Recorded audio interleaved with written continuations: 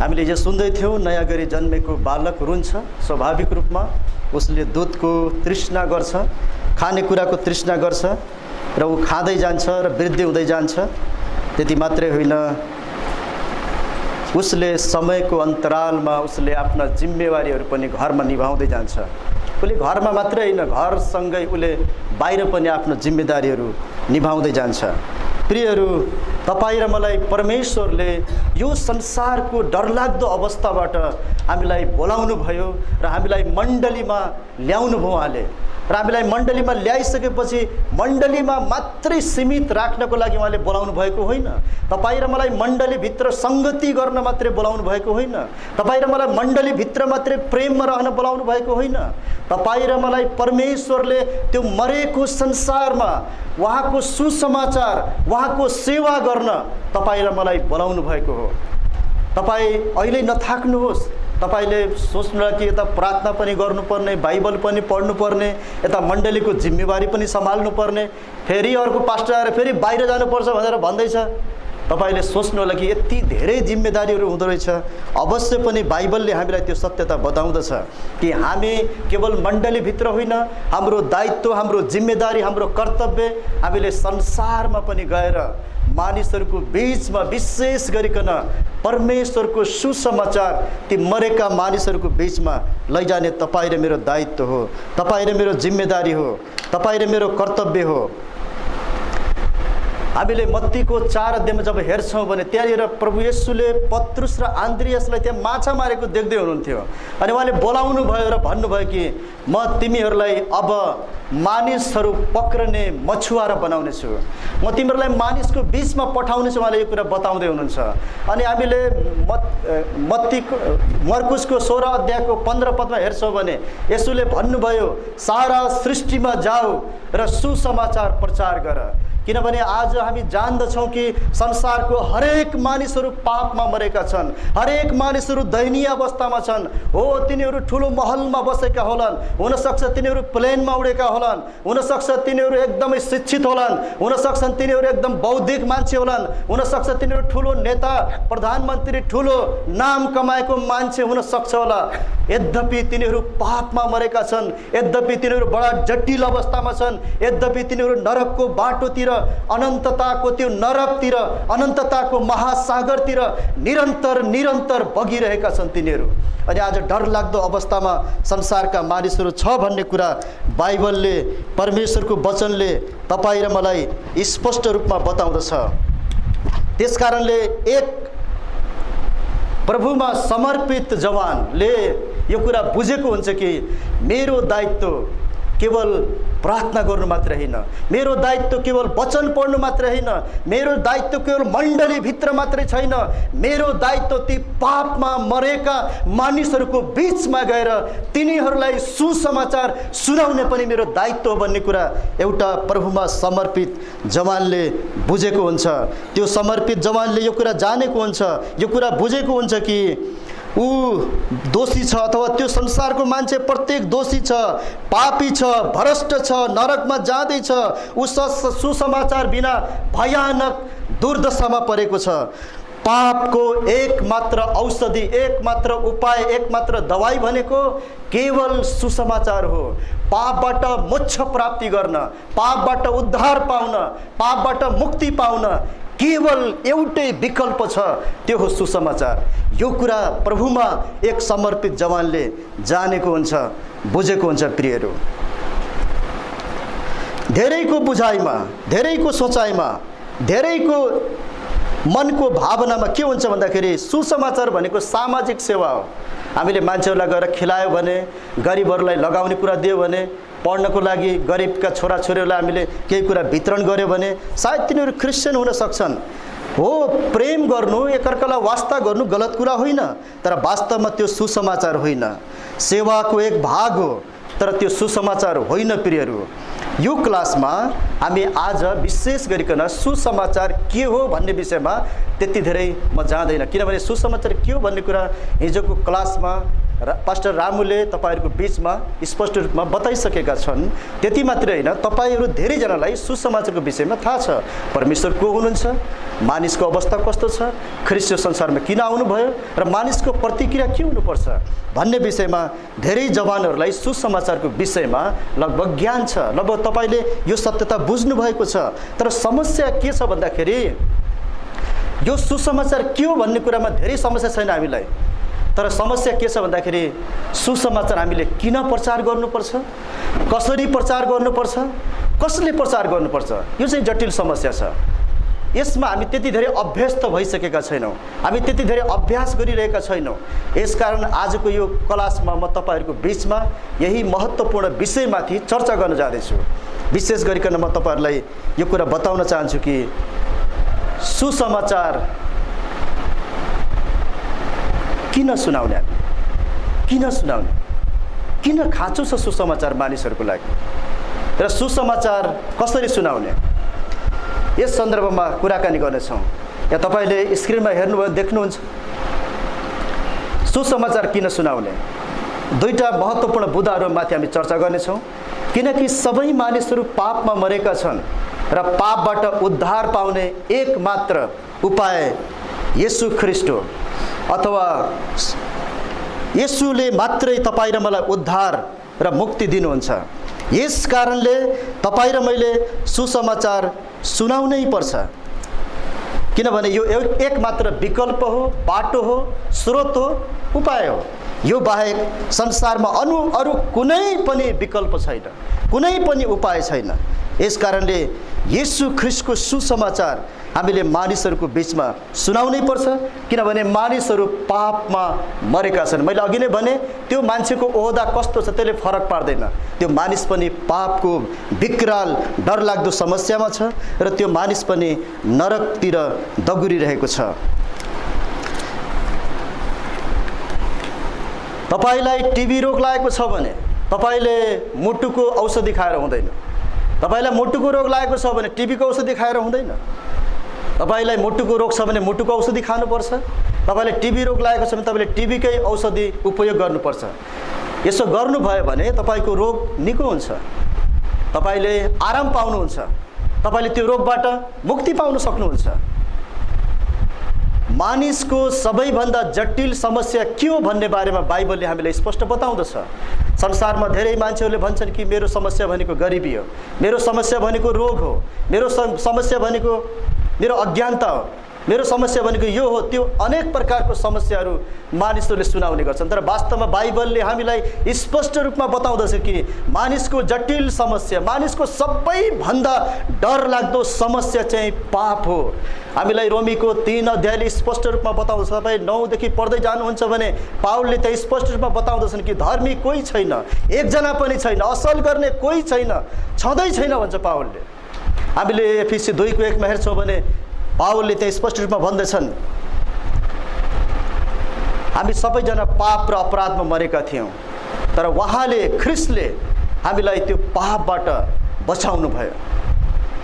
त्यसकारणले मानिस पूर्ण रूपमा पापमा मरेको छ र तिनीहरूलाई सुसमाचार नसुनाइकन, तिनीहरूले सुसमाचार नसुनिकन तिनीहरू बाँच्नै सक्दैन, तिनीहरूले जीवन पाउनै सक्दैन। प्रियहरू, प्रेरित 4:12 तपाईले हेर्नुहुन्छ भने त्यहाँनिर पत्रुसले त्यहाँनिर सुसमाचार प्रचार गरिरहेका छन्। सुसमाचार प्रचार गर्ने क्रममा उनले यसरी भन्दछन्, अरू कसैमा मुक्ति छैन, किनकि हामीले मुक्ति पाउनलाई स्वर्गमुनि मानिसहरूमा अरू कुनै नाउँ दिएको छैन, अरू कुनै नाउँ दिएको छैन। मुक्तिको निम्ति, उद्धारको लागि, पापबाट छुटकाराको लागि यो दुनियाँमा, यो संसारमा अरू कुनै नाउँ दिएको छैन, एउटै नाउँ येशू ख्रीष्ट हो। उहाँको सुसमाचारद्वारा मात्रै मानिसले उद्धार पाउन सक्दछ। यूहन्ना 14:6 येशूले स्पष्ट भन्नुभयो, बाटो, सत्य र जीवन म नै हुँ, म बाहेक कोहीद्वारा पिता कहाँ जान सक्दैन। येशूले भन्दै हुनुहुन्छ, म बाहेक भनेको अरू विकल्प छैन, अरू बाटो छैन, अरू उपाय छैन। त्यसकारणले मानिस पापमा मरेको छ, ती मानिसहरूलाई सुसमाचारको खाँचो छ। सुसमाचार सुनाउने तपाईँ र मेरो दायित्व हो। संसारमा मरेका मान्छेहरूलाई, संसारको अन्धकारमा रमेकाहरूलाई, परमेश्वरबाट दोषी छन् तिनीहरू, परमेश्वरको दृष्टिमा उनीहरू घृणाको योग्य छन्। अनि ती मान्छेहरूलाई सुसमाचारद्वारा मात्रै तिनीहरूले उद्धार पाउन सक्छन्। यस कारणले सुसमाचार सुनाउनु तपाईँ र मेरो दायित्व हो, कर्तव्य हो। किन सुनाउने? किनभने तिनीहरू पापमा मरेका छन्, तिनीहरू नरकतिर बगिरहेका छन्। तपाईँ र मलाई थाहा छ पावल सुसमाचारको निम्ति एउटा महान र असल उदाहरण हुन्। तपाईँ र मैले रोमी प्रेरितको 16 देखि 18 अध्यायमा पढ्दै गयो भने त्यहाँ हामीले देख्दछौँ कि पावल फिलिप्पीको जेलमा परेका छन्। सुसमाचार सुनाउने क्रममा उनलाई छडी लगाएर, उनलाई चाहिँ अपमान गरेर उनलाई जेलमा हालेको छ। पावल र सिलास त्यहाँ जेलमा परेको हामी देख्दछौँ। जेलमा परिसकेपछि जेलबाट छुटेर पावल घरमा गएनन्। पावलले चाहिँ अब म त बर्बाद भए, अब मेरो बेइज्जती भयो, मेरो चाहिँ अब नीलडाम बसेको हुनसक्छ छडीले हान्दै गर्दा। मान्छेलाई हातैले हान्यो भने त नीलडाम बस्छ भने छडीले हान्दा के भयो होला हामी अनुमान गर्न सक्छौँ। अनि पावल एउटा घाइते अवस्थामा छ, पावल अपमानित अवस्थामा छ। हामीले भौतिक रूपमा, सांसारिक रूपमा हेऱ्यो भने पावल अत्यन्तै अपमानित भएको छ। त्यो अपमानित अवस्थामा पनि पावल घर जाँदैन, पावल लुक्न जाँदैन, पावल आफ्नो इच्छामा जहाँ पाए त्यो जाँदैन। तर पावल त्यहाँबाट थेसलोनिकेको ठाउँमा गएर प्रचार गर्दछन्। थेसलोनिकेमा गएर प्रचार गर्दै गरेर त्यहाँका यहुदीहरूले, त्यहाँका बदमास केटाहरूलाई बटुलेर पावललाई त्यहाँबाट लखेटे। तपाईँलाई मैले के कुरा बताउँदैछु, पावल कठिनाइको बिचमा, सबै परिस्थितिको बिचमा त्यहाँनिर अपमानित हुँदा, कुटाइ खाँदा अर्को ठाउँमा गएर प्रचार गरेको हामी देख्छौँ। पावल फिलिप्पीको जेलबाट छुटेर गएर थेसलोनिकेको ठाउँमा गएर प्रचार गर्न थाले। पावललाई त्यहाँबाट लखेटियो। त्यहाँबाट लखेटेपछि पावल बेरियामा गए। बेरियामा गएर फेरि त्यहाँ गएर प्रचार गर्न थाले। पावलले यो भनेन म थकित भएको छु, म अब यो काम गर्दैन, म अपमानित भए। पावलले यस्तो भनेनन्। तर पावल फेरि बेरियामा गएर प्रचार गर्न थाले। जब थेसलोनिकेका यहुदीहरूले थाहा पाए कि पावल फेरि बेरियामा गएर प्रचार गर्दैछ, अनि थेसलोनिकेका ती यहुदीहरूले बदमासहरूलाई त्यहाँ पठाए र त्यहाँ गएर फेरि बेरियाबाट पावल लखेटिनु पर्यो। पावल त्यहाँबाट हिँड्नु पर्यो, निस्किनु पर्यो। त्यो अवस्था आयो। अनि पावल त्यत्तिकै चुपचाप लागेर बसेनन्। पावल त्यहाँबाट एथेन्समा गए। प्रियहरू, एथेन्समा गएर पावलले जब त्यो सहरलाई मन्दिरले भरेको देखे अनि पावलको हृदय विचलित भयो, पावलको हृदय दुखित भयो कि यहाँका मानिसहरू पापमा मरेका छन्। यहाँका मानिसहरूले सृष्टिकर्तालाई होइन तर सृष्टिलाई पुजिरहेका छन्। पावलको हृदय एकदमै व्याकुल भयो, पावलको हृदय एकदमै भक्कानियो। अनि पावलले अब मैले कसरी सुसमाचार सुनाउने भनेर त्यहाँनिर उपाय रचे। र हामी देख्छौँ कि पावलले त्यहाँनिर एकदमै बुद्धिमत्तापूर्वक सुसमाचार प्रचार गरेको हामी देख्छौँ। कति मानिसहरू त्यहाँ विश्वासी भएको देख्छौँ हामी। अनि पावल त्यसपछि कोरिन्थमा गएको देख्छौँ। प्रियहरू, मैले तपाईँले यो घटना किन बताउँदैछु? मैले यो घटना यस कारणले बताउँदैछु कि पावलको हृदयभित्र एउटा कुरा उम्लिरहेको छ, एउटा कुरा एकदम जलिरहेको छ कि मानिसहरू पापमा मरेका छन्, मानिसहरू अन्धकारमा छन्, ख्रीष्ट बिना उनीहरू नरक जाँदैछन्। यो कुराले पावलको हृदय जलेको छ। उसलाई चोटको प्रभाव छैन, अपमानको प्रभाव छैन, तर उसलाई प्रभाव छ मानिस बाँच्नुपर्छ, मानिसले जीवन पाउनुपर्छ। मानिसहरू नरकमा डुबिरहेका छन्, नरकको सागरमा बगिरहेका छन्, तिनीहरूले जीवन पाउनु पर्छ भन्ने कुरामा पावल एकदमै कटिबद्ध छन्, पावल प्रतिबद्ध छन्। अनि जहाँ गए पनि पावलले केवल सुसमाचार सुनाएको हामीले थाहा गर्छौँ। प्रियहरू, जस्तो अवस्थामा पनि सुसमाचार सुनाएको हामीले थाहा गर्छौँ। प्रियहरू, किनभने पावललाई थाहा छ मानिसहरू पापमा मरेका छन्। मानिसहरूले मलाई के गर्छन् त्योसँग मलाई सरोकार छैन, तर मलाई सरोकार छ कि मानिसहरू पापबाट बाँच्नुपर्छ, मानिसहरूले त्यो अन्धकारबाट उज्यालोमा आउनुपर्छ, अनन्तको नरकबाट उनीहरू अनन्तको जीवनमा आउनुपर्छ। पावलको इच्छा, आकाङ्क्षा, चाहना हृदयमा भक्कानिएको छ त्यही कुरा। अनि पावलले यस्तो कठिन परिस्थितिहरूको बिचमा पनि सुसमाचार प्रचार गरेको हामी देख्छौँ। प्रियहरू, दोस्रो कुरा, पहिलो कुरा हामीले हेऱ्यौँ किन हामीले सुसमाचार सुनाउने, किनभने सबै मानिसहरू पापमा मरेका छन् र पापबाट उद्धार पाउने एकमात्र उपाय, एकमात्र विकल्प, एकमात्र स्रोत केवल ख्रीष्ट हुनुहुन्छ। ख्रीष्टको सुसमाचारले मात्रै पापीहरूले उद्धार पाउन सक्छन्। यो कुरा पावललाई ठिकसँग थाहा थियो र तपाईँ र मलाई पनि आज यो कुरा थाहा हुनुपर्छ। तपाईँ र म विभिन्न परिस्थितिमा जीवनहरू बिताउँदछौँ। विशेष गरी हाम्रो जवान भाइ बहिनीहरूलाई म यो उत्साह दिन चाहन्छु। तपाईँहरू कलेज पढ्दै हुनुहुन्छ, तपाईँहरू कतै काम गर्दै हुनुहुन्छ, तपाईँहरूले काम गर्ने ठाउँमा तपाईँहरू कलेज पढ्दै गर्दा तपाईँले यो नसोच्नु लागि मलाई पढाउने कलेजमा मलाई पढाउने टिचर मभन्दा ठुलो हुनुहुन्छ, मभन्दा जान्ने हुनुहुन्छ, मभन्दा धेरै विद्वान हुनुहुन्छ, मैले कसरी उहाँलाई सुसमाचार सुनाउने। तपाईँले यस्तो नसोच्नुहोस्। तपाईँले उहाँसँग मित्रता कायम गर्नुहोस्, आफ्ना सरहरूसँग नजिक हुनुहोस्। तपाईँहरू उहाँसँग उहाँलाई आदर गर्नुहोस् तपाईँले। अनि तपाईँ जब नजिक हुनुहुन्छ तपाईँले सुसमाचार सुनाउने मौका पाउनुहुन्छ। तपाईँको क्लासमा पढ्ने कलेजमा पढ्ने साथीभाइहरूसँग केवल हाँसो मजाकमा जीवन नगुजार्नुहोस्, केवल हाँसो मजाकमा, केवल रमाइलोपनमा, केवल ठट्टामा जीवन नगुजार्नुहोस्। तपाईँले यो कुरा जान्नुहोस् कि मसँग पढ्ने मेरो मित्रहरू, मेरो साथीहरू पापमा मरेको छ, तिनीहरू नरक जाँदैछन्, तिनीहरू अन्धकारमा छन्, तिनीहरू मरे भने नरक जान्छन्। म यो मित्रलाई कुन प्रकारले हुन्छ, कसरी हुन्छ, कुन टेक्निक अपनाएर हुन्छ म सुसमाचार सुनाउँछु। तपाईको हृदयमा यो कुरा जलिरहेको हुनुपर्छ। तपाईले काम गर्ने ठाउँमा तपाईको मित्रहरू हुन सक्छन्, तपाईको सहयात्रीहरू हुन सक्छन्। काम गर्ने ठाउँमा तपाईले उहाँहरूलाई सुसमाचार सुनाउन सक्नुहुन्छ प्रियहरू। दोस्रो कुरा, हामीले दुईटा कुरा हेर्दैछौँ, किनकि यो परमेश्वरको आज्ञा हो। आज्ञा हो यो कुनै मानिसको आज्ञा होइन। अघि नै हाम्रो सर्वित भाइले भन्दै हुनुहुन्थ्यो, आज्ञा चाहिँ गरे पनि हुने, नगरे पनि हुने होइन। आज्ञा त तपाईँ र मैले कुनै पनि हालतमा जसरी पनि गर्नै पर्छ। परमेश्वरले तपाईँ र मलाई आज्ञा दिइसक्नु भइसकेको छ। उहाँ तपाईँ र मसँग आएर प्रत्यक्ष रूपमा यो गर है आज, सुसमाचार सुन है आज भनेर भनिरहनु हुँदैन। तर उहाँले उहाँको वचनमा तपाईँ र मलाई आज्ञा दिइसक्नु भएको छ। उहाँले तपाईँ र मलाई स्पष्ट रूपमा आज्ञा दिइसक्नु भएको छ कि हामीले सुसमाचार सुनाउनु पर्दछ। एक प्रभुमा समर्पित जवानले यो कुरा बुझेको हुन्छ, यो कुरा जानेको हुन्छ, म मेरो अभिभावकप्रति, मेरो मण्डलीप्रति, मेरो राष्ट्रप्रति म आज्ञाकारी हुनैपर्छ। अवश्य उसले यो पनि जानेको हुन्छ, मैले उद्धारकर्ता प्रभुको आज्ञालाई पालन गर्नुपर्छ, किनभने उहाँले मलाई उद्धार गर्नुभएको छ। उहाँले मलाई अचम्म प्रकारले मेरो जीवनलाई बचाउनु भएको छ। यो कुरा एक प्रभुमा समर्पित युवाले जानेको हुन्छ र अवश्य पनि उसले आज्ञा पालन गर्नको लागि ऊ कटिबद्ध हुँदछ। प्रभुको आज्ञा तपाईँ र मेरो इच्छामा भर पर्दैन, तपाईँ र मेरो विचारमा भर पर्दैन। प्रभुको आज्ञा उहाँले तोक्नु भएको कुरामा, उहाँले भन्नुभएको कुरामा भर पर्दछ प्रियहरू। तपाईँ र मलाई जे मन लाग्यो त्यो गर्ने होइन, तर परमेश्वरले चाहिँ तपाईँ र मलाई विशेष गरिकन सुसमाचार सुनाउने आज्ञा दिनुभएको छ। मैले अघि तपाईँलाई भन्दै थिएँ, मर्कुसको 16 अध्यायको 15 पदमा येशूले भन्नुभयो, सारा सृष्टिलाई गएर सुसमाचार प्रचार गर, सारा मानिस जातिलाई गएर सुसमाचार प्रचार गर। हामीलाई थाहा छ कि मत्तीको 28 अध्यायमा 18 पदमा पनि हामी त्यहाँ देख्छौँ कि येशूले भन्नुभयो, जाओ चेला बनाओ, संसारका जातिहरूलाई चेला बनाओ, त्यसपछि गएर बत्तिस्मा देऊ। उहाँले आज्ञा गर्नुभएको छ। यस कारणले प्रियहरू, तपाईँ र मलाई संसारमा सुसमाचार सुनाउनको लागि प्रभुले आज्ञा गर्नुभएको छ।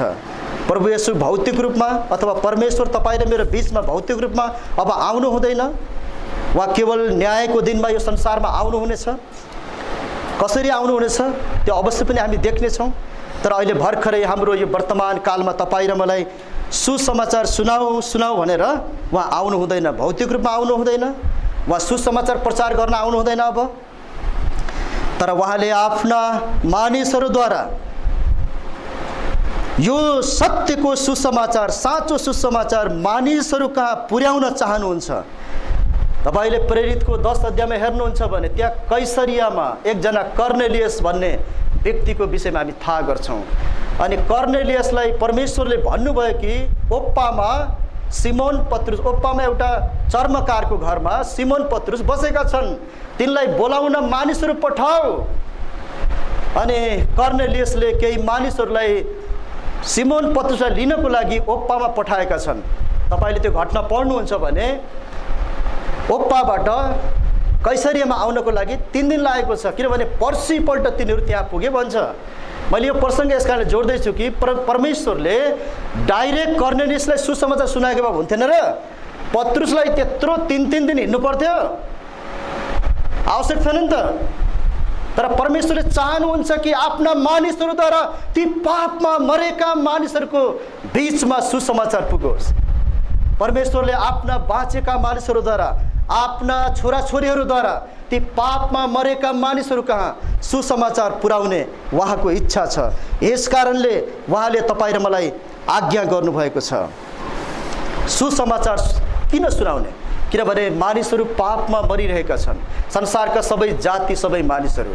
यस कारणले तपाईँ र मैले सुसमाचार सुनाउनुपर्छ, किनभने सुसमाचार बिना मानिसहरू पापमा मरेका छन्, नरकमा गएका छन्। दोस्रो कुरा हामीले हेरेका छौँ, सुसमाचार किन सुनाउने? किनभने यो प्रभुको आज्ञा हो, परमेश्वरको आज्ञा हो। त्यस कारण यो आज्ञालाई तपाईँ र मैले सिरोपर गर्ने हो।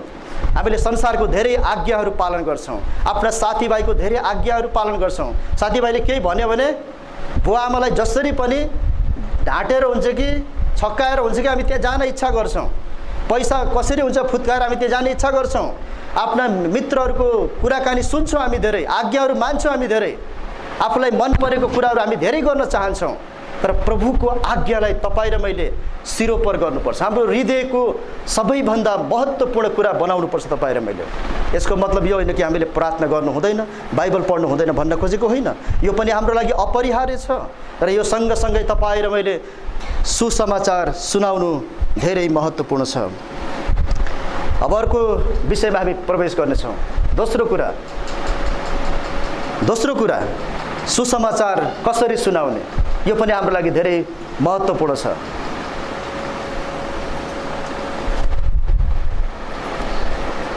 तपाईले स्क्रिनमा देख्दै हुनुहुन्छ, मैले प्रार्थनाको साथमा र पवित्र आत्माको सामर्थ्य मैले दुईटालाई एउटैमा ल्याएको छु, तर यहाँ दुईटा छ, ठिकै छ। सुसमाचार कसरी सुनाउने? प्रार्थनाको साथमा पवित्र आत्मामा भर परेर, दयाले भरिएर, अवस्थालाई ध्यान दिएर, गलत विषय प्रयोग नगरेर, साहसी र योजना बनाएर। म संक्षिप्त रूपमा यो बुदाहरूलाई स्पष्ट पार्ने प्रयास गर्नेछु। प्रार्थनाको साथमा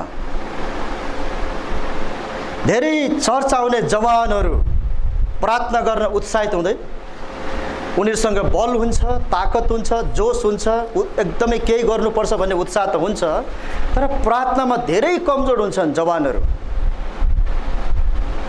तपाईँ र मैले सुसमाचार सुनाउने हो भने तपाईँ र मेरो जीवन प्रार्थनाको जीवन हुनै पर्छ। आज धेरै जवानहरू प्रार्थनामा निष्क्रिय भएको देख्छु मैले। जो व्यक्तिले प्रार्थना गर्दैन त्यो व्यक्तिको जीवनबाट लगभग थाहा हुन्छ कि यो व्यक्ति प्रार्थनामा जीवन बिताउँदैन। तपाईँ र मसँग जेसुकै होला, ज्ञान होला, बुद्धि होला, बाइबललाई को विषयमा हामी धेरै जानकार हौला, धेरै व्यवहारिक प्रयोग होला तपाईँ र मसँग, धेरै अनुभव होला तपाईँ र मसँग, तर प्रार्थना छैन भने त्यसले कुनै अर्थ राख्दैन। तपाईँ र मलाई थाहा छ कि हामी किसानी मानिसहरू हौँ। जब हामी खेतमा पानी लगाउँदैनौँ भने, खेत सुक्खा छ भने तपाईँ र मैले बिउ छरेर उम्रिँदैन।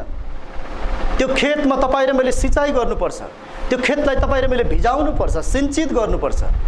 जसरी खेतमा सिंचित गरेर बिउ छरिन्छ, त्यसरी तपाईँ र मैले प्रार्थनाको साथमा सुसमाचार प्रचार गर्ने तपाईँ र मेरो अभ्यास हुनुपर्छ, जीवनशैली हुनुपर्छ। यो तपाईँ कतै सुसमाचार सुनाउन जाने इच्छा गर्दै हुनुहुन्छ भने तपाईले सबैभन्दा पहिलो कदम प्रार्थनामा समयहरू बिताउनुपर्छ।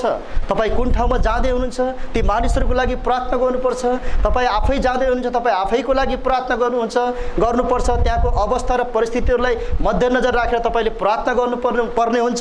प्रार्थनाले मात्रै सुसमाचार प्रभावकारी हुन्छ, प्रार्थनाले मात्रै सुसमाचार शक्तिशाली बन्दछ। तपाईँ र म प्रार्थनामा किन भर पर्ने? किनभने संसारका मान्छेहरू अन्धो छन्, संसारको मान्छेहरू मरेका छन्। तपाईँ र मेरो विवेकले, बुद्धिले, ज्ञानले, उपायले अनि तपाईँ र मेरो राम्रो राम्रो गवाहीले उनीहरूको जीवन परिवर्तन हुँदैन। उनीहरूको जीवनको परिवर्तनको लागि सुसमाचार सुनाउनुभन्दा अगाडि प्रार्थनामा तपाईँ र मैले जीवन बिताउनुपर्छ। त्यति मात्रै होइन, तपाईँ र म पवित्र आत्मामा भर पर्नुपर्छ। तपाईँ र मेरो स्वभाव झनक्क रिसाइदिने, नम्रता हाम्रो एकदम कमजोर हुन्छ। यदि हामी पवित्र आत्मामा भर पर्दैनौँ भने हामीमा नम्रता हुँदैन, हामीमा धैर्यता हुँदैन, जब हामी सुसमाचार सुनाउन जान्छौँ मानिसहरूको कुरा सुन्नुपर्छ, उनीहरूले भनेका गलत कुराहरू पनि सुन्नुपर्छ, तपाईँले कुरा पहिल्यै जान्नुपर्छ, उनीहरूले हामीलाई दिएको आरोप पनि सुन्नुपर्छ, उनीहरूले हामीलाई मुक्का हाने पनि हामीले सहनुपर्छ। यस्तो कुरा हुन्छ भन्ने कुरा तपाईँले पहिल्यै जान्नुपर्दछ। त्यो जान्ने मात्रै होइन, यस्तो हुन्छ तर मेरो ताकतले मेरो बुद्धिले म यसमा भर पर्न सक्दैन, म पवित्र आत्मामा भर पर्नेछु। पवित्र आत्माले मलाई सहायता गर्नेछ, मलाई पवित्र आत्माले अगुवाई गर्नेछ, पवित्र आत्माले मलाई नम्र तुल्याउनु हुनेछ, पवित्र आत्माले त्यो समयमा बुद्धि र ज्ञान मलाई दिनुहुनेछ भन्ने कुरामा तपाईँ निश्चित हुनुपर्छ। यदि सुसमाचार सुनाउन जाने हो भने प्रार्थनाको साथमा पवित्र आत्मामा भर परेर मात्रै तपाईँ र म जानु पर्दछ। प्रियहरू, सुसमाचार सुनाउने व्यक्तिले प्रार्थना गर्दैन भने उसको सुसमाचार प्रभावहीन हुन्छ। हामीले प्रेरितको 20 अध्यायमा गएर हेर्छौँ भने त्यहाँनिर पावलले मिलेटसबाट एफिससमा एल्डरहरूलाई बोलाइ पठाउँछन् र उनले भन्छन् कि एसियामा पाइला टेकेको दिनदेखि मैले कसरी सेवा गरेको छु त्यो तपाईँहरूलाई थाहा छ। मैले पूर्ण नम्रतामा आँसु बगाउँदै कसरी मैले सेवा गरेँ। त्यो सुसमाचार सुनाउने मान्छेको घर अगाडि गएर आँसु बगाएको होइन प्रियहरू, पावलले पहिल्यै प्रार्थना गर्छन् ती मानिसहरूको लागि। जहाँ जाँदैछन् ती मान्छेहरूको लागि आँसु बगाएर प्रार्थना गर्दैछन् उनले। तपाईँले यो नबुझ्नुको लागि पावल त घर घरमा गएर आँसु बगाउँदो रहेछ होइन प्रियहरू। उनको हृदयभित्र यस्तो आकाङ्क्षा छ, उनको हृदयभित्र यस्तो चाहना छ कि म ती मानिसहरूलाई सुसमाचारद्वारा उद्धारमा ल्याउन सकूँ। अनि उनको हृदयहरू एकदमै भक्कानिन्छ ती मान्छेहरूको अवस्था देखेर, किनभने ती मान्छेहरू दयनीय अवस्थामा छन्, ती मान्छेहरू बडा खराब अवस्थामा छन्।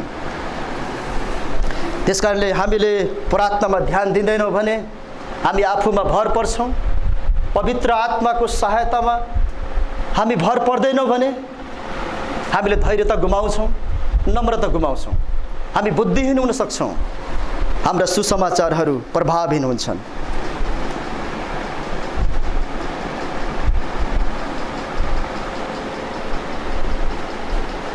येशू ख्रीष्ट विभिन्न गाउँहरूमा सहरहरूमा सुसमाचार प्रचार गर्दै मानिसका रोगहरूलाई निको पार्दै हिँड्नुभयो।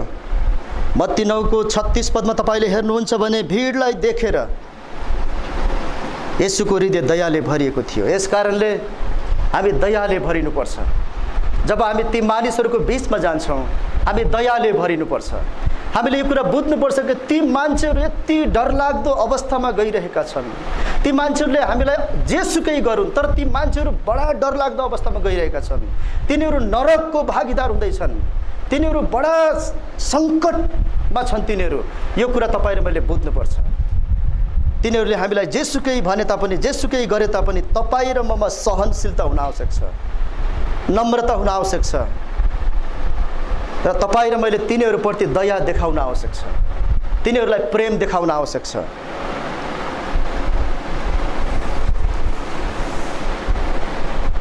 तपाईँले तिनीहरूलाई त्यतिखेर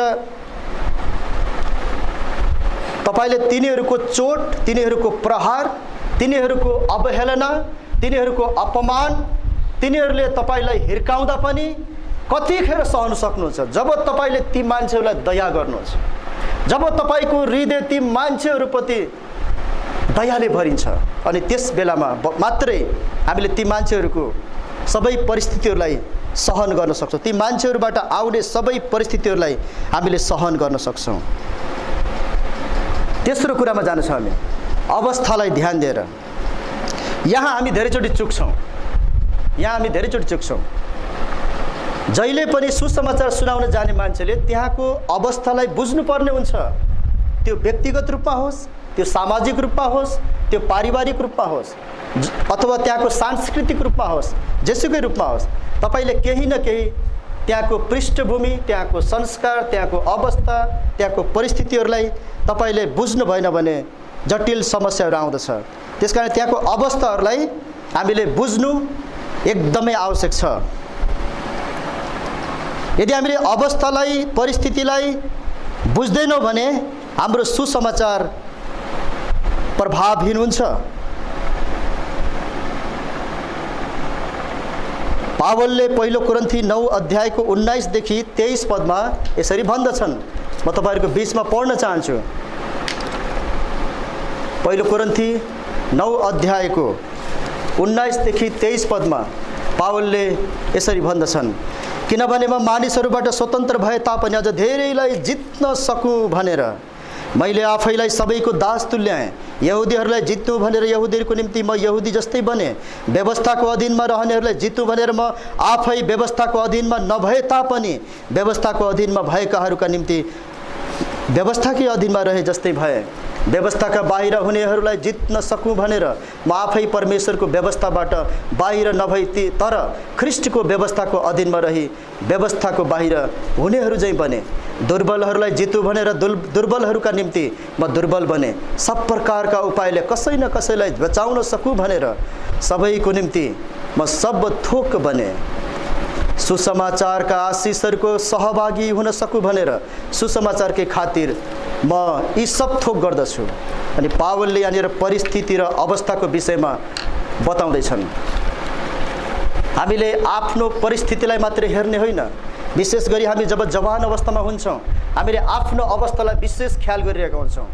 आफ्नो परिस्थिति, आफ्नो अवस्था आफै मात्रै हामीले हेरिरहेका हुन्छौँ, आफ्नै अवस्थालाई मात्र ध्यान दिइरहेका हुन्छौँ, तर हामीले अरूलाई पनि ध्यान दिनुपर्ने हुन्छ। हामी जसका सुसमाचार सुनाउन गएका छौँ, हामी त्यो सुसमाचार सुनाउने व्यक्तिको परिस्थिति, अवस्था अनि त्यो व्यक्तिको वास्तविक समस्या के हो त्यो विषयमा पनि तपाईँ र मैले सकेसम्म पहिचान गर्नु आवश्यक छ।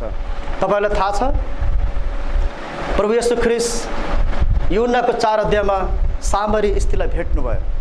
सबभन्दा पहिला के भन्नुभयो यसले थाहा छ तपाईँहरूलाई? त्यो स्त्रीलाई के भन्नुभयो यसले? मलाई पानी पिउन देऊ। किन यस्तो भन्नुभयो? किनभने सामरीहरूको हातबाट यहुदीहरूले पानी होइन, उनीहरूको बोलचाल पनि हुने थिएन। फेरि उनीहरूको बीचमा भेदभाव थियो, उनीहरूको बोलीचाली समेत हुन्थेन। यहुदीहरू उनीहरूको नजिकबाट जाने थिएनन्, उनीहरूको गाउँबाट हिँड्ने थिएनन्। यस्तो खालको एउटा डरलाग्दो चरम भेदभाव थियो। अनि त्यो भेदभावको विषयमा यसोले जान्नु हुँदथ्यो। अनि यसोले भन्नुभयो मलाई पानी पिउन देऊ। स्त्रीले के भन्छ? तपाईँ यहुदी भएर मेरो हातबाट पानी पिउनुहुन्छ? छक्क पर्यो चाहिँ।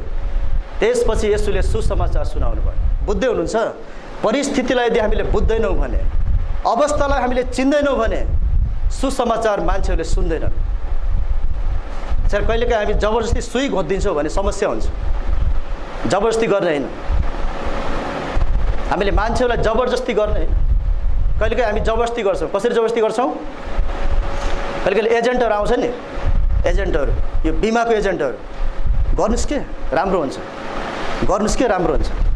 तपाईँले गर्नुभयो भने तपाईँको जीवन सुरक्षित हुन्छ, तपाईँलाई कुनै भार पर्दैन, विभिन्न कुराहरू। र ती एजेन्टहरूले कहिले हैरान गर्छ। त्यसरी हैरान गर्ने होइन, हामीले त्यसरी हैरान गरेर मान्छेलाई जबरजस्ती हैरान पार्ने होइन मानिसहरूलाई। त्यसो गर्यो भने उनीहरूको हृदयमा नेगेटिभ, नकारात्मक कुराहरू जाग्दछ। यसकारणले सुसमाचार भनेको जबरजस्ती होइन, परिस्थितिलाई हेरेर ध्यान दिएर तपाईँ र मैले सुसमाचार सुनाउनु पर्दछ। प्रियहरू, प्रेरितको 16 अध्यायमा तपाईँले हेर्नुहुन्छ भने पावलले तिमोथीलाई खतना गरेका छन्। खतना केही होइन हुन त, तर खतना गरेका छन्। किनभने तिमोथीको बुवा चाहिँ ग्रिक थिए, यहुदी थिएनन्। आमा चाहिँ यहुदी थिए। यसकारणले त्यहाँनिर फेरि तिमोथीको धेरै नाम चलेको थियो त्यो ठाउँमा। अनि पावलले सोचे कि त्यो नाम चलेको मान्छेलाई त्यहाँ लिएर जाँदा सुसमाचारको काम हुनसक्छ, तर खतना नभएको मान्छेलाई यहुदीहरूले स्वीकार गर्दैन, यहुदीले त्यसको कुरा सुन्न चाहँदैन। यसकारणले पावलले सुसमाचारको खातिर के गरे? त्यो परिस्थितिमा खतना गरेको हामी देख्दछौँ। प्रियहरू, त्यसकारणले जटिल अवस्थाहरू के छ, म त्यो अवस्थामा के गर्न सक्छु र ती कुराहरू गरेपछि म मान्छेलाई सुसमाचार सुनाउँछु भन्ने कुरा तपाईँले ख्याल गर्नुपर्छ। कहिलेकाहीँ सहज पनि हुनसक्छ, कहिलेकाहीँ जटिल समस्या नहुनसक्छ। सहजमा तपाईँले डाइरेक्ट सुसमाचार सुनाउन सक्नुहुन्छ, तर कतिपय बेला त्यहाँको परिस्थिति, त्यहाँको पृष्ठभूमि, त्यहाँको संस्कार, त्यहाँको अवस्थालाई तपाईँले मध्यनजर राख्नु हुँदैन भने त्यो मान्छेले सुसमाचार सुन्न ख्याल गर्दैन। चौथो कुरा, गलत विषय प्रयोग नगरेर तपाईँलाई सन्चो हुन्छ, तपाईलाई उन्नति हुन्छ, तपाईँ बडा जटिल समस्यामा हुनुहुँदो रहेछ, तपाईँको यो समस्या समाधान हुन्छ, तपाईँ चर्चा हुनुहोस्, भनेर धेरैचोटि मानिसहरूले गलत प्रकारको सुसमाचार सुनाएको हामी देख्दछौँ प्रियहरू। अनि हामी त्यति मात्र होइन, फलाना पण्डित त विश्वासी भयो नि त, सुन्नु भएन तपाईँले? त्यो संसारको मान्छेलाई भन्दैछ क्या, सुसमाचार सुनाएको फलाना पण्डित त विश्वासी भयो नि त। तपाईँले थाहा पाउनु भएन? हाम्रो देशको त्यो चर्चित गायिका छ नि अन्जु पन्त त विश्वासी भयो नि त। कर्णदास हाम्रो नेपालको कति चर्चित गायक हो, विश्वासी भयो नि त। हामीले यसरी अर्कोलाई देखाएर, अर्को ठुलो मान्छे विश्वासी भयो भन्ने कुरा देखाएर, धूर्त कुरा गरेर, बल्छी थापेर, झुक्काएर हामीले चाहिँ मानिसहरूलाई सुसमाचार सुनाइरहेका हुन्छौँ। तर तपाईले दोस्रो कोरिन्थी 4 अध्यायको 2 देखि 5 मा हेर्नुहुन्छ भने पावलले यसरी भन्दछन्। दोस्रो कोरिन्थी 4 को 2 देखि 5 सम्म पावलले यसरी भन्दछन्, हामीले शर्मका र लुकीछिपी गर्ने कामहरू त्यागेका छौं। हामी धूर्त काम गर्न वा परमेश्वरको वचनलाई हेरफेर गर्न इन्कार गर्छौं, तर सत्यको वचन खुलस्त गरी घोषणा गर्दै परमेश्वरको दृष्टिमा हामी हरेक मानिसको विवेकमा, हरेक मान्छेको विवेकमा आफैलाई ग्रहण योग्य तुल्याउँछौं। हाम्रो सुसमाचार घुम्टोले ढाकिएको भए तापनि यो नष्ट हुनेहरूको निम्ति मात्र घुम्टोले ढाकिएको छ। तिनीहरूका विषयमा भनौं भने ख्रीष्ट जो परमेश्वरको रूप हुनुहुन्छ, उहाँको महिमाको सुसमाचार तिनीहरूले नदेखुन् भनेर यस संसारको देवले अविश्वासीहरूको समझलाई अन्ध तुल्याइदिएको छ। हामी आफ्नै प्रचार गर्दैनौं, तर येशूको खातिर हामी तिमीहरूका दास भएर येशू ख्रीष्ट नै प्रभु हुनुहुन्छ भने प्रचार गर्दछौं। अनि यहाँनिर खाँटी सुसमाचारको विषयमा कुरा गर्दैछ पावलले। हामीले जे प्रचार गर्छौं धूर्तताको कुरा गर्दैनौं, ढाँटेर, छलेर, छलछाम गरेर, झुक्क्याएर हामीले सुसमाचार प्रचार गर्दैनौं, तर हामी साँचो ख्रीष्टको प्रचार गर्छौं, ख्रीष्टको विषयमा प्रचार गर्छौं। हामी आफ्नै विषयमा पनि प्रचार गर्दैनौं।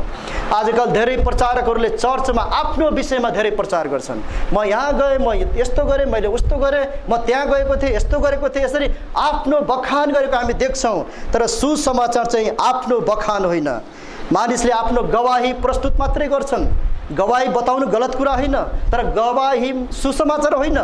गवाही दिँदै गर्दा तपाईले साँचो सुसमाचार पनि मानिसलाई बताउनु पर्दछ। प्रियहरू, आज धेरै मान्छेहरू जब धन सम्पत्ति प्राप्ति गर्छन्, उनीहरू रमाउँछन्, खुसी हुन्छन्, परमेश्वरले मलाई यति धेरै आशिष दिनुभयो, तपाईलाई पनि दिनुहुन्छ। म गरिब थिएँ, म धनी भएँ, मेरो मोटरसाइकल थियो, कार भयो, मेरो झुपडी थियो, मेरो भवन महल भयो, यो परमेश्वरको आशिष हो। यति जोडले ताली बजाउँछ मान्छेहरूले, उत्साहित हुन्छन् मान्छेहरू। तर त्यो टलेर जाने, गलेर जाने, भत्केर जाने आशिष हो, नष्ट भएर जाने आशिष हो। त्यसकारणले तपाईँ र मैले गलत सुसमाचार प्रचार गर्ने होइन, गलत विषय प्रयोग गरेर तपाईँ र मैले प्रचार गर्ने होइन। तपाईँ र मेरो प्रचार खाँटी हुनुपर्छ, साँचो सुसमाचार तपाईँ र मैले सुनाउनु पर्छ। प्रियहरू, धेरै मान्छेले भन्ने गर्छन्, दक्षिण कोरियालाई हेर्नुहोस्। हामी पहिला एकजना हाम्रो बीचमा कोरियन आउनुहुन्थ्यो, एकजना, दक्षिण कोरिया के देखो कैसा देश है, पास्टरले त्यस्तो भन्थ्यो क्या। हामी पनि छमक्क पर्दैनौँ। साँच्चै दक्षिण कोरिया त धेरै विकसित देश हो, कस्तो देश हो जहाँनिर हाम्रो नेपाली रोजगार गर्न जान्छन्। क्रिस्चियन भएपछि त त्यस्तो देश हुँदो रहेछ भन्ने खालको सोचबाट उहाँले हामीलाई बताउनुहुन्थ्यो। दक्षिण कोरियालाई हेर, अमेरिकालाई हेर, युरोपलाई हेर, अनि बुझ्ने मान्छेले चाइनालाई नि, जापानलाई नि भनेर प्रश्न गर्यो भने के भन्ने? के चाइना विकसित छैन? जापान विकसित छैन? रसिया विकसित छैन? आज ती भौतिक कुरा हेरेर परमेश्वरले यस्तो आशिष दिनुहुन्छ, अनि मान्छेहरू पाउने आशामा, आशिष पाउने आशामा, भौतिक पाउने आशिष पाउने आशामा धेरै मान्छेहरू चर्च आइरहेका हुन्छन् र तिनीहरू वास्तवमा नयाँ प्रकारले जन्मिरहेका हुँदैनन्। प्रियहरू, त्यस कारणले तपाईँ र मैले गलत कुरा प्रयोग गरेर सुसमाचार बाँड्दैन। दुईटा शब्द बोल्नुस्, तर सही बोल्नुस्, बाइबली कुरा बोल्नुस्। तपाईँ जब सुसमाचार सुनाउन जानुहुन्छ, त्यो मान्छेलाई प्रभाव पार्नको लागि, त्यो मान्छेलाई खिच्नको लागि, त्यो मान्छेलाई कसरी हुन्छ समेट्नको लागि तपाईले झुठो कुरा प्रचार नगर्नुहोस्, तपाईले गलत विषय नमिसाउनुहोस्, त्यसले अन्ततः धोखा दिनेछ। अन्तिम कुरा, साहसी र योजना बनाएर। साहसी भनेको फेरि जोसको कुरा गर्नु होला, जोस मात्रै होइन, साहसी भनेको अझै महत्त्वपूर्ण कुरा, अर्को कुरा हो। साहसी र योजना अनुसार तपाईँ र मैले सुसमाचार सुनाउनुपर्छ। साहसी बन्नु भनेको सत्यतालाई प्रचार गर्नु हो, सत्यतालाई अडिग भएर अडान लिएर यो यही हो भनेर प्रचार गर्नु हो, त्यसलाई साहसी भन्दछ। येशू परमेश्वर नै हुनुहुन्छ भन्ने कुरालाई तपाईँले प्रचार गर्नुपर्छ। येशू संसारमा दुष्ट र पापीहरूलाई बचाउन आएको हो भन्ने कुरालाई तपाईँले प्रचार गर्नुपर्छ। परमेश्वरले नै सृष्टि गर्नुभएको सारा संसार ब्रह्माण्ड र मलाई भन्ने कुरा तपाईँले प्रचार गर्नुपर्ने हुन्छ। तपाईँले प्रचार गर्नुपर्ने हुन्छ येशू मानव रूप लिएर कन्याबाट जन्मनु भएको हो। तपाईँले प्रचार गर्नुपर्ने हुन्छ कि येशू हाम्रो पापको खातिर मर्नु भएको हो।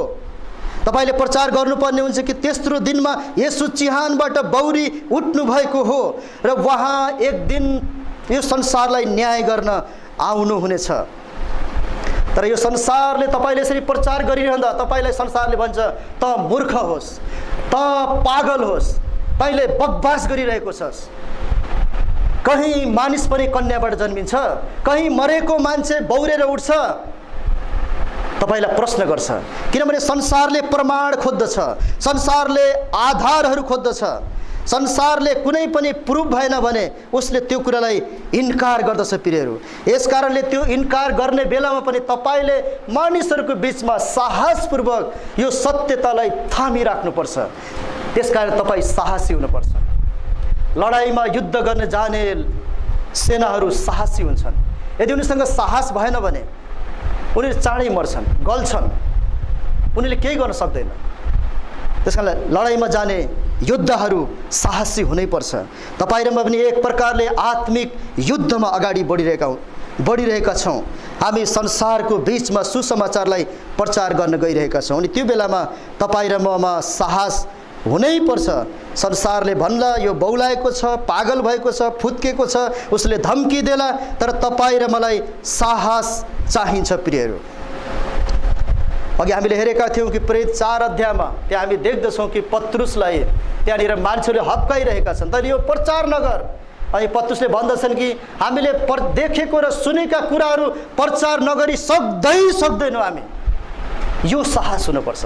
र तिनीहरूले सोचे कि यिनीहरू त अनपढ मान्छेहरू, अशिक्षित मान्छेहरू, यिनीहरूमा यस्तो खालको अडान, यिनीहरू यसोसँगै हिँड्दो रहेछन् भन्ने कुरा तिनीहरूले थाहा गरे। यसकारणले प्रियहरू तपाईँ र मसँग साहस हुनु एकदमै आवश्यक छ। तपाईँ र मसँग यदि साहस हुँदैन भने तपाईँ र मैले सुसमाचार सुनाउन सक्दैनौँ। र तपाईँ र मैले यो कुरा जान्नुपर्छ कि त्यो साहस पनि तपाईँ र मलाई परमेश्वरबाट आउँदछ। प्रेरितको 23 अध्यायको 1 पदमा पढ्न चाहन्छु। यहाँनिर जब पावल जेरुसलेममा पक्राउ परे, अब उनी महासभाको सामुन्नेमा गइरहेका छन् अनि महासभाको सामुन्नेमा बोल्दै रहेका छन् अनि त्यहाँनिर प्रभुले साहस दिँदै हुनुहुन्छ। प्रेरितको 23 अध्यायको 11 पदमा भोलिपल्ट राति प्रभुले तिनका नजिक उभिएर भन्नुभयो, साहस गर पावल, किनकि जसरी तिमीले जेरुसलेममा मेरो विषयमा गवाही दियौ त्यसरी तिमीले रोममा पनि गवाही दिनुपर्छ। तिमीले जेरुसलेममा मात्रै होइन, तिमी अब रोममा जाँदैछौ, त्यहाँ पनि तिमीले मेरो गवाही दिनुपर्छ। यसकारण त तिमीले साहस गर। यसकारणले परमेश्वरको गवाही बन्नको लागि, परमेश्वरको सुसमाचारलाई साँचो अर्थमा प्रचार गर्नको लागि तपाईँ र मसँग साहस चाहिन्छ। र साहससँगै तपाईँ र मैले योजना बनाएर सुसमाचारमा अगाडि बढ्नुपर्ने हुन्छ। सुसमाचार भनेको फेरि सपना देखेर, दर्शन देखेर, भावनामा, इच्छामा, विचारमा, यो ठाउँमा गए ठिक होला, त्यो ठाउँमा गए ठिक होला, यसरी तडपिएर सुसमाचार सुनाउन जाने होइन। अन्योलतामा सुसमाचार सुनाउन जाने होइन। सुसमाचार सुनाउन जाँदाखेरि तपाईँ र मैले एउटा योजना बनाउनु एकदमै आवश्यक छ। किनभने बाइबलले हामीलाई स्पष्ट भन्दछ, पहिलो कोरिन्थी 14को 40 पदले हाम्रो परमेश्वर जो हुनुहुन्छ, जो व्यवस्थित रूपमा काम गर्ने परमेश्वर हुनुहुन्छ, त्यो वचनले भन्दछ पहिलो कोरिन्थी 14को 40ले सबै कुरा शिष्टतापूर्वक सुव्यवस्थित हुनुपर्छ। सबै कुरा हुनसक्छ कहिलेकाहीँ तपाईँ र मैले बनाएका योजनाहरू पूर्ण नहुन सक्छन्। तपाईँ र मेरो योजनाहरू कहिलेकाहीँ बदल्नु पर्ने हुन्छ, तर बदल्नु पर्छ भन्दैमा तपाईँ र मैले योजना नबनाउने होइन, तपाईँ र मैले योजना बनाउनुपर्छ। र त्यसको निम्ति तपाईँ र मैले मण्डलीमा जानकारी गर्नुपर्छ, मण्डलीमा प्रार्थना गर्नुपर्छ, मण्डली त्यो ठाउँको लागि प्रार्थना गर्नुपर्छ, मण्डलीसँग सहकार्य गर्नुपर्छ। यस्ता कुराहरू गरेर हामी सुसमाचारको निम्ति मानिसहरूको बीचमा जान सक्दछौँ। प्रियहरू, समयको अभावलाई ध्यान दिँदै म तपाईहरुको बीचमा अझै थोरै समय लिन चाहन्छु।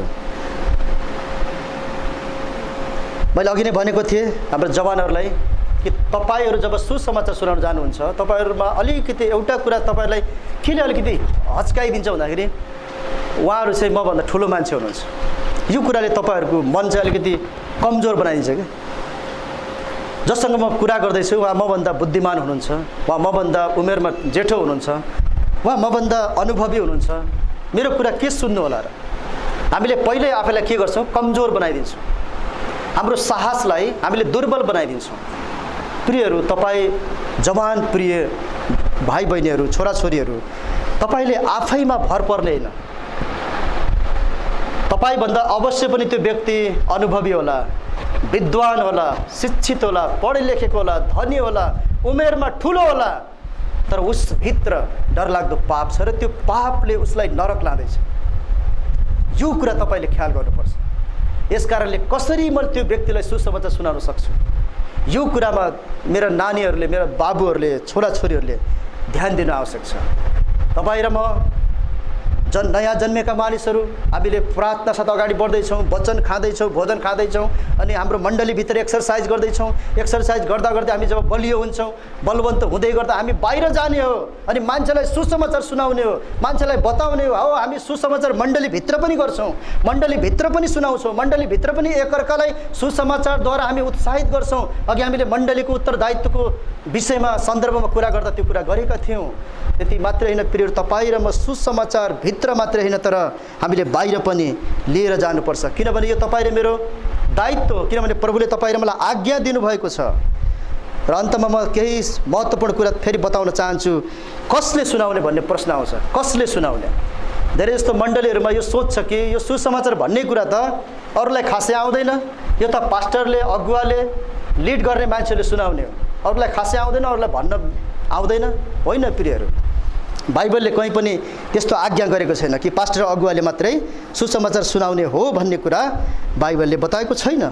तर संसारले भन्छ, संसारको सोचमा जवान अवस्था भक्ति गर्ने अवस्था हैन, धर्म कर्म गर्ने अवस्था हैन, जवान अवस्था त रमाइलो गर्ने अवस्था हो, जवान अवस्था त घुम्ने अवस्था हो, जवानमा नै नघुमे, जवानमा नै रमाइलो नगरे कहिले गर्ने, यो संसारको परिभाषा हो, संसारको इच्छा हो, संसारको चाहना हो।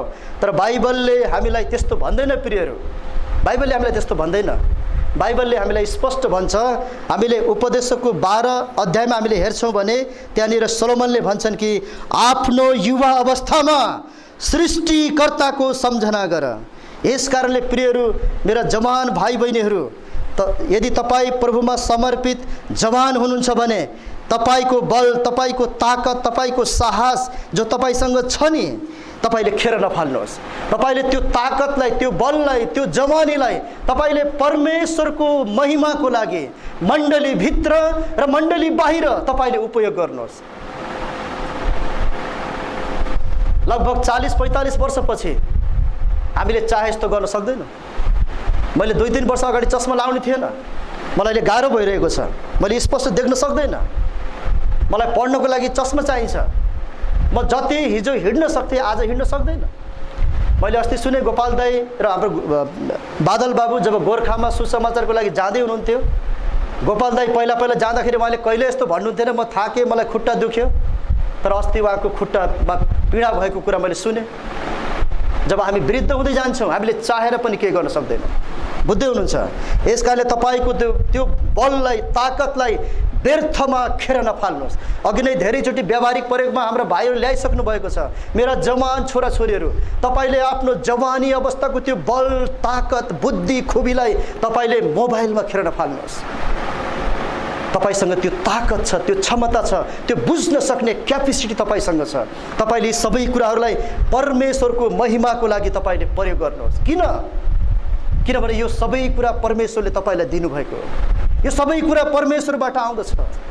तपाईको जीवन परमेश्वरले दिनुभएको एउटा उपहार हो, परमेश्वरबाट आएको एउटा आनन्द हो, बल हो, ताकत हो। यसलाई तपाईले मण्डली भित्र र मण्डली बाहिर सुसमाचारको लागि उपयोग गर्नुहोस्। किनभने मान्छेहरू पापको महासागरमा डुबिरहेका छन्। तिनीहरूलाई निकाल्ने, तिनीहरूलाई सुसमाचारद्वारा परमेश्वरमा ल्याउने काम तपाईँ र मेरो हो। तपाईँ र मैले गर्ने हो। अघि नै भनिसकेँ, यसो आउनु हुँदैन, अब यसो भौतिक रूपमा आउनु हुँदैन। उहाँले तपाईँ र मलाई जिम्मा दिइसक्नु भएको छ।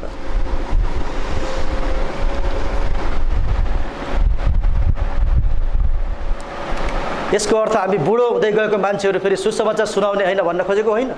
हाम्रो पनि दायित्व छ, हाम्रो पनि कर्तव्य छ। मृत्युले हामीलाई यो संसारबाट नलगेसम्म हामीले सुसमाचारको काम कुनै पनि तरहले गर्नुपर्छ, कुनै पनि हालतमा गर्नुपर्छ। म तपाईलाई हाम्रो मण्डलीमा यो कुरा बताएको थिएँ, तपाईँलाई कतिलाई थाहा हुनसक्छ। देशको एकचोटि म्याराथन दौड भयो। म्याराथन दौड भन्छ नि, एकदम लामो दौड। अनि विभिन्न देशबाट त्यो दौडमा भाग लिनको लागि मानिसहरू आएका थिए। अनि दौड्दै गर्दाखेरि एउटा देशको एकदमै राम्रो धावक थियो, ऊ एकदमै दौड्नमा एकदमै तेज थियो। उसले सोचेको थियो सायद मैले जित्छु होला। सबै धावकहरू जित्नको लागि आउँछन्। अनि दौड्ने क्रममा त्यो धावक लोट्यो एक ठाउँमा। लोटेपछि उसको खुट्टामा चोट लाग्यो। चोट लागेपछि ऊ जति दौड्नु पर्ने ऊ दौड्न सकेन। अनि त्यहाँनिर अरू मान्छेहरू चाहिँ फर्स्ट भयो, कोही सेकेन्ड भएर कोही थर्ड भयो। अनि उनीहरूले हर्ष उल्लासहरू मनाउन थाल्यो। तर त्यो चोट लागेको मान्छे दौडिरहेको थियो, फिल्डमा दौडिरहेको थियो। अनि जति दौड्नु पर्थ्यो, जति त्यहाँ दौड्नु पर्ने किलोमिटर थियो, त्यो दौड पुरै त्यसले पुरा गर्यो। उसको खुट्टाहरू रगताम्य भएको थियो। ऊ लङ्गडाउँदै दौडिरहेको थियो। अनि त्यहाँ आएका पत्रकारको चासो त्यो मान्छेमाथि गयो। अनि यो मान्छेले जित्दैन, किन दौडिरहेछ मान्छे? अनि पत्रकारहरू गएर त्यो मान्छेलाई सोध्यो, तपाईले जित्नु हुँदैन, तपाईँ यस्तो रगताम्य हुँदै यस्तो कठिन अवस्थामा किन दौड्नु भएको छ? त्यो धावकले भन्यो, मलाई मेरो देशले दौड्न पठाएको, यस कारणले मेरो देशले मलाई जे गर्न पठायो म त्यो गर्दैछु। हो, मैले जितेन, तर मेरो देशले जुन आज्ञा मलाई गर्यो मैले त्यो पुरा गरेको छु। यस कुरामा म गर्व गर्दछु। बुझ्दै हुनुहुन्छ प्रियहरू, तपाईँले यो नसोच्नुहोला कि जवान अवस्थामा हामीले केही गर्दैन। दौड्ने हो तपाईँ र, जति सक्छु तपाईँ र म दौड्ने। मण्डलीभित्र दौड्ने हो, मण्डलीको बाहिर पनि दौड्ने हो। मैले भन्न खोजेको सुसमाचार योग्य जीवन तपाईँ र म जिउने हो।